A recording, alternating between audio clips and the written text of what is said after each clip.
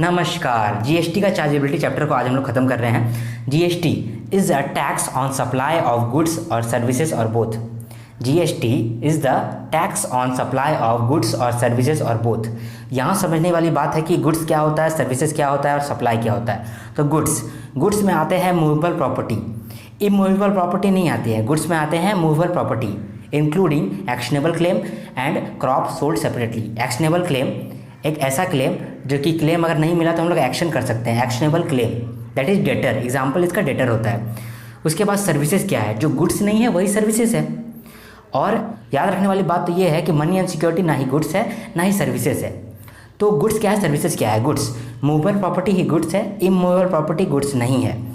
Movable property including two things, actionable claim and crop sold separately. याद रखिएगा services क्या है, जो गुड्स नहीं है वही सर्विसेज है। अनदर मोस्ट इंपॉर्टेंट थिंग कि मनी एंड सिक्योरिटी ना ही गुड्स है ना ही सर्विसेज है।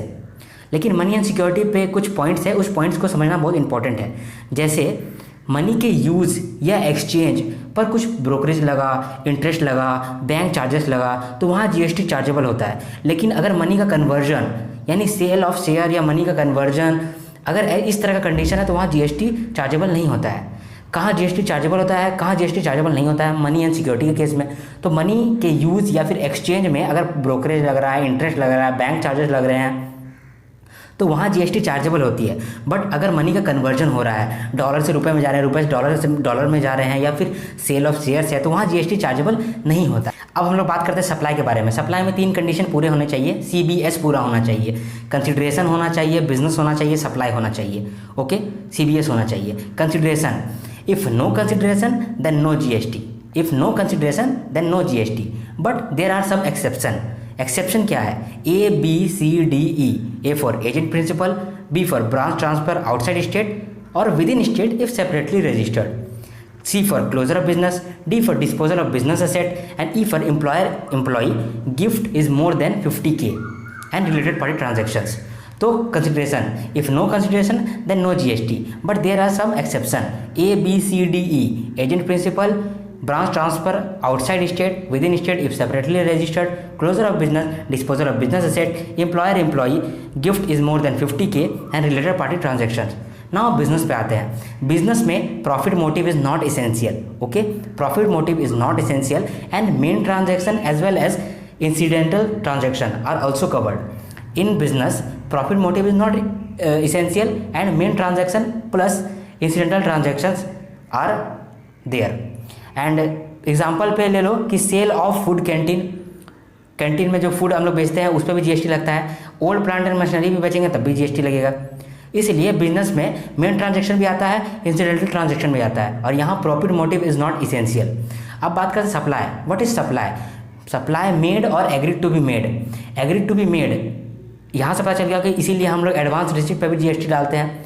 तो सप्लाई का मतलब मेड और एग्रीड टू बी मेड। इसमें क्या क्या इंक्लूड होता है? सेल इंक्लूड होता है, ट्रांसफ़र इंक्लूड होता है, बार्टर इंक्लूड होता है, डिस्पोजल, एक्सचेंज, लीजिंग एटसेट्रा। तो ये सब चीज़ इंक्लूड होते हैं सप्लाई में। सप्लाई मेड और agreed to be made. Okay, now इसके भी कुछ एक्सेप्शन है। कुछ सप्लाई नहीं माना जाता है। क्या क्या सप्लाई नहीं माना जाता है? A B C D E. Now A, actionable claim except lottery gambling. B for building and land का sale. C for court fee for constitutional post and constitutional services given by the government। D for deceased person का funeral services and E for employer services that is salary। and last one is HW, high C sale and without entering into India। ठीक है, supply made और agreed to be made include sale, transfer, barter, disposal, exchange, leasing etcetera. इसके कुछ exception है जिसको हम लोग not a supply कहते हैं। Actionable claim except lottery gambling, building and land का sale, court fee constitutional post के लिए and constitutional services given by the government, deceased person का funeral services, employ services that is salary, and H W for high sea sale and without entering into India transaction हो गया है। ठीक है, high sea sale का मतलब sale in custom warehouse. अगर custom warehouse में goods रखा हुआ है और वहीं से खरीदा बिक्री हो रहा है तो वो तो कस्टम्स एक्ट के अंदर आता है, जीएसटी एक्ट के अंदर नहीं आता है, इसलिए वो सप्लाई हम लोग मानते ही नहीं है। उसके बाद है विदाउट एंटरिंग इंडिया। अगर इंडिया में आया ही नहीं है, बाहर ही है, तो उस पर भी हम लोग सप्लाई उसको नहीं मानते हैं। एक्शनेबल क्लेम को हम लोग सप्लाई नहीं मानते हैं, लेकिन लॉटरी और गैम्बलिंग को सप्लाई मानते हैं। और सप्लाई मानेंगे और ये तो गुड्स भी था, क्योंकि goods includes actionable claim and crop sold separately, तो इसलिए हम लोग लॉटरी और गैम्बलिंग में जीएसटी लगाएंगे। अदरवाइज हम लोग एक्शनेबल क्लेम को सप्लाई ही नहीं मानते हैं। लैंड और बिल्डिंग का सेल पे जीएसटी नहीं लगता, क्योंकि ये सप्लाई ही नहीं है। और जीएसटी क्या था? GST is a tax on supply of goods और सर्विसेज और बोथ। ठीक है, ये यहाँ पर गुड्स सर्विसेज एंड सप्लाई का डेफिनेशन खत्म कर दिए, तो हम लोग बेसिक ओवरव्यू ले लिए। अब हम लोग बात करते हैं कंपोजिट सप्लाई के बारे में, मिक्स्ड सप्लाई के बारे में। ये रेट का खेल है बाबू भैया, रेट का खेल है, क्या रेट लगाएंगे वही खेल है। तो अब बात करते हैं हम लोग कंपोजिट सप्लाई के बारे में। 2 or more taxable supply plus naturally bundled and one principal supply is identified, then rate of principal supply is applied. Composite supply, 2 or more taxable supply plus naturally bundled, one principal supply is identified, then rate of principal supply shall be applied. Now in case of mixed supply, 2 or more taxable supply, लेकिन पता नहीं चल रहा है कि principal supply क्या है, तो हम लोग हाईएस्ट रेट एप्लीकेबल को अप्लाई कर देंगे। फॉरवर्ड चार्ज क्या है और रिवर्स चार्ज क्या है? अगर सप्लायर रेसिपिएंट से जीएसटी कलेक्ट करके गवर्नमेंट को देता है तो उसको हम लोग फॉरवर्ड चार्ज कहते हैं, क्योंकि सप्लायर रेसिपिएंट से पैसे लिया, जीएसटी लिया और वो गवर्नमेंट को दिया, दिस इज़ फॉरवर्ड चार्ज।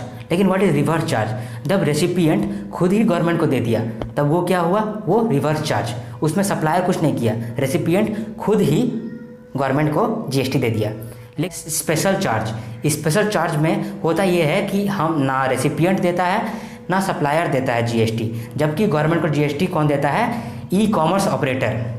लेकिन यहाँ पर 3 केस में ही ई कॉमर्स ऑपरेटर देगा। वो 3 केस क्या क्या है? Radio taxi, hotel, housekeeping. Radio taxi, hotel, housekeeping. जैसे एग्जांपल में रेडियो टैक्सी में ओला उबर को ले लो, होटल में ओयो होटल को ले लो, हाउसकीपिंग में अर्बन क्लैब को ले लो। नाउ हम लोग बात करते हैं शेड्यूल 1 के बारे में। तो शेड्यूल 1 डिसाइड करेगा कि कौन सा सप्लाई गुड्स है और कौन सा सप्लाई सर्विसेज है। नाउ बात करते हैं GST on import. It is basically on RCM, इसका मतलब रिवर्स चार्ज मैकेनिज्म। यहाँ पर इंपोर्टर जीएसटी कलेक्ट कर लेता है और इंपोर्टर ही गवर्नमेंट को देता है, क्योंकि बाहर वाला कब जमा करेगा हमको क्या मालूम, इसीलिए इंपोर्टर ही उससे जीएसटी कलेक्ट कर लेता है और गवर्नमेंट को दे देता है। यहाँ पर इसलिए इसको बोलते हैं रिवर्स चार्ज मैकेनिज्म, यानी कि रेसिपिएंट ही कलेक्ट कर रहा है, रेसिपिएंट ही जाके जमा कर दे रहा है गवर्नमेंट को। अब हम लोग बात करेंगे कि जीएसटी ऑन इंपोर्ट में जो गुड्स और सर्विसेज का क्षेत्र है उसमें GST on import of goods पे जीएसटी नहीं लगता। क्यों? क्योंकि यहाँ पर गुड्स पे जीएसटी इसलिए नहीं लगता है क्योंकि यहाँ पर कस्टम्स एक्ट एप्लीकेबल होता है, ना ही GST act. But GST on import of services में जीएसटी एक्ट एप्लीकेबल होता है। और यहाँ पर अगर बिजनेस है या कंसिडरेशन है, दोनों में से कुछ एक भी है, या तो सी है या तो बी है, यानी कंसिडरेशन है या फिर बिजनेस है, दोनों में से कोई एक भी होगा तो जीएसटी लग जाएगा। तो that was small and very crisp revision.